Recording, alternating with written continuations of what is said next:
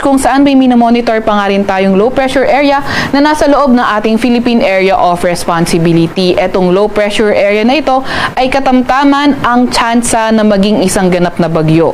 Ibig sabihin, in the next 24 to 48 hours, mababa ang tsansa na ito ay maging isang ganap na bagyo, pero beyond that time frame ay increasing nga yung chances na ito ay maging isang ganap na bagyo nga. Etong low pressure area na ito ay as of 3 p.m.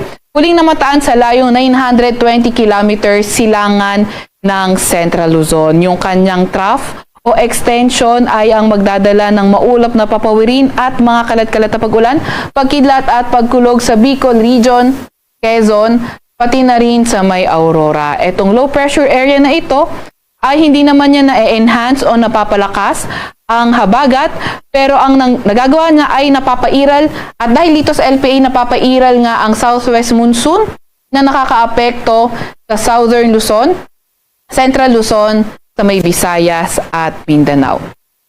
At inaasahan nga natin na itong southwest monsoon o habagat ang magdadala ng maulap na papawirin at mga kalat-kalat na pag-ulan, pagkidlat at pagkulog sa Metro Manila, Visayas, sa may Mindanao, pati na rin sa may Mimaropa at nalalabing bahagi nga ng Central Luzon at Calabarzon.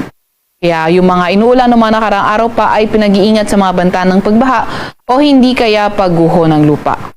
Para naman sa lagay ng panahon sa nalalabing bahagi ng Luzon, asahan naman natin ang bahagyang maulap hanggang sa maulap na papawirin. May mga tsansa pa rin ng mga localized thunderstorm.